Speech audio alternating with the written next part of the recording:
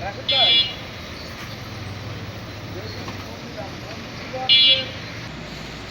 আমি বললাম স্যার আমার কতদিন জানি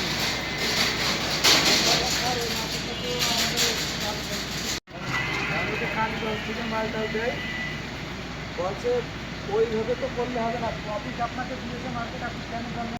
যদি আমাকে জানাই না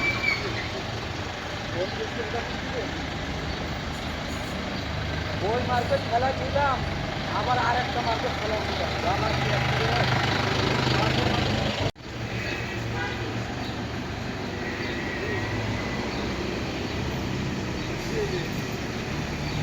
এখন রাহুল ভাই